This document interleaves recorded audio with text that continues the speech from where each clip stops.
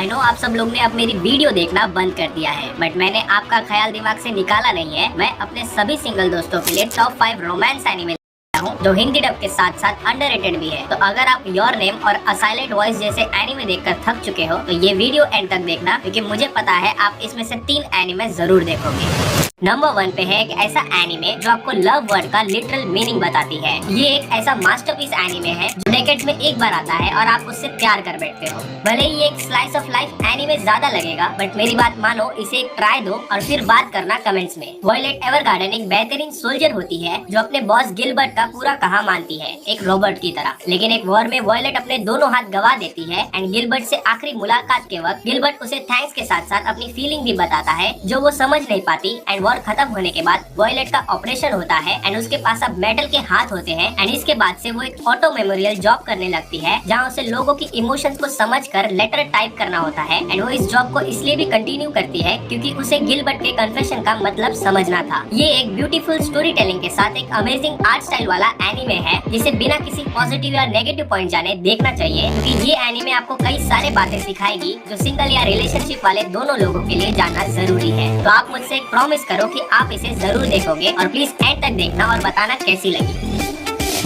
मुझे तो याद भी नहीं कि पहले कभी मैंने रोमांटिक जॉनरे को स्पोर्ट्स के साथ इतना एंजॉय किया होगा। तो मेरे सारे स्पोर्ट्स के दोस्तों, ये एनिमे आपके लिए है, क्योंकि मुझे पता है आप जितना स्ट्रांग बाहर से दिखते हो उतना ही नरम दिल वाले हो अंदर से। इस एनिमे में हम ताइकी और चिनात्सु को देखते हैं, जिसमें ताइकी को चिनात्सु पे क्रश है। चिनात्सु बास्केटबॉल में फेमस है एंड ताइकी को भी बैडमिंटन में अपना नाम करना है ताकि वो लेवल में आकर कन्फेस कर सके। आई नो आप अभी तक इसे देखने के लिए कन्विंस नहीं हुए होंगे, तो एक बात बता दूं कि कुछ कारणों के कारण चिनात्सु ताइकी के घर में ही रहती है। हाँ, लिटरली उसके घर उसके साथ। रियल नहीं लग रहा ना?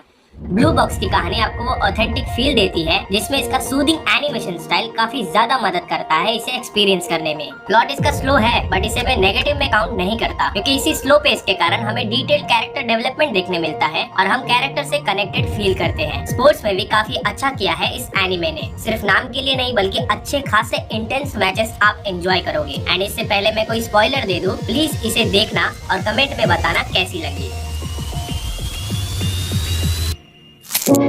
नंबर 3 पे है माई हैप्पी मैरिज। देखो, मैंने इस एनिमे को सिर्फ एक ही आदमी की वजह और उस लेजेंड आदमी का नाम है संकेत मात्रे। एंड अगर आप इन्हें नहीं जानते तो बता दूं, ये हिंदी डबिंग इंडस्ट्री के बादशाह हैं। और जब मुझे पता चला कि नेटफ्लिक्स ने इन्हें बुलाया है हिंदी डब में एमसी को आवाज देने के लिए, तो मैंने आंख बंद करके इस एनिमे को देखना चालू किया। एंड आप यकीन नहीं करोगे, बट फिर भी मैं आपको बता देता हूँ कि ये एनिमे काफी इमोशनल और इंटरेस्टिंग है। एनिमे की स्टोरी सिंड्रेला से थोड़ी बहुत मिलती जुलती है, जहाँ मियो को उसकी जनरेशनल पावर ना होने की वजह से उसके फैमिली वाले उसे वर्थलेस समझते हैं। एंड अब वो उसे एक नोबल वॉरियर क्योको से शादी करवाने के लिए लेकर जाते हैं, जहाँ ये एक्सपेक्टेड रहता है कि वो रिजेक्ट होने वाली है। बट कुछ दिन वहाँ रहने के बाद मियो का किडनैप हो जाता है एंड अब क्योको उसे बचाएगा या नहीं, आपको एनिमे में ही देखना होगा। इसका सबसे बड़ा प्लस पॉइंट है इसका वॉइस, जो ओरिजिनल और डबिंग दोनों में काफी अच्छा लगता है। मैजिकल फैंटेसी वाला जॉनरा रोमांस एनिमे में देखने मिलेगा, मैंने कभी नहीं सोचा था। एंड आपको ये एक्सपीरियंस करना चाहिए ताकि आपको पता चले कि सिर्फ रोमांस अब सैचुरेटेड जॉनरा हो चुका है। एंड ऐसे जॉनरा मिक्सिंग से हमें न्यू स्टोरीज एक्सप्लोर करने मिलेंगी। ये एनिमे उसका बेस्ट एग्जाम्पल तो है ही, लेकिन उससे भी बेस्ट होगा नेक्स्ट वाला एनिमे। तो सीधा जंप करते हैं नंबर 2 पे।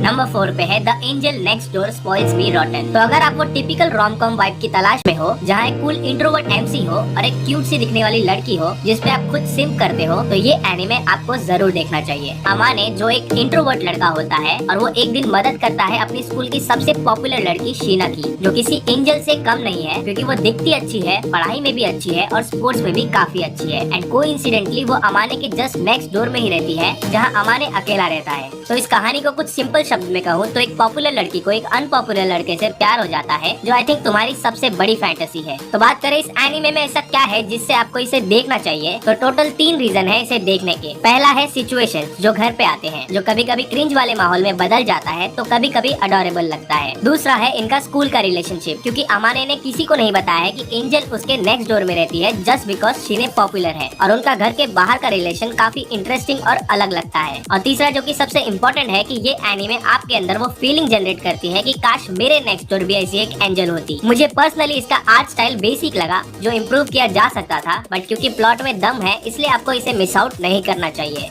नंबर 5 पे है Alya sometimes hides her feeling in Russian. इस एनिमे के नाम पर मत जाओ क्योंकि इसके नाम का दूसरा मतलब काफी इजीली लोग निकाल लेते हैं, लेकिन मैं आपको अभी एक्सप्लेन करता हूँ इसका असली सच। एनिमे में हम कुसे और आलिया को देखते हैं, जहाँ आलिया रशिया से जापान स्कूल में शिफ्ट हुई है एंड वो कभी कभी अपनी फीलिंग्स रशियन लैंग्वेज में कुसे को बताती है, लेकिन कुसे थोड़ी थोड़ी रशियन लैंग्वेज समझता है जिसका आलिया को कोई आइडिया नहीं रहता। रोमांस एनिमे लोग सिर्फ एक ही रीजन की वजह से देखते हैं एंड वो रीजन है कैरेक्टर्स, क्योंकि अगर कैरेक्टर्स में वो केमिस्ट्री नहीं दिखी जिससे आप रिलेट कर सको तो मेजॉरिटी ऑडियंस एनिमे को देखेगी ही नहीं। एंड लकीली ये प्रॉब्लम इस एनिमे के साथ नहीं होती। अगर आपको स्कूल ड्रामा देखना पसंद है तो ये एनिमे आपके लिए ही है। मैं इसे कंपेयर तो नहीं करूंगा बट ये काइंड ऑफ कागुया समा से सिमिलर है कुछ मामले में। थोड़ा बहुत पेसिंग और कैरेक्टर के डेप्थ पे काम किया होता तो इसका लेवल कुछ और ही होता, लेकिन इसके लवली कैरेक्टर और ब्यूटीफुल एनिमेशन ने इसे मस्ट वॉच बना दिया है एक रोम कॉम फैन के लिए। एंड हाँ, इसका सीजन 2 भी आने वाला है।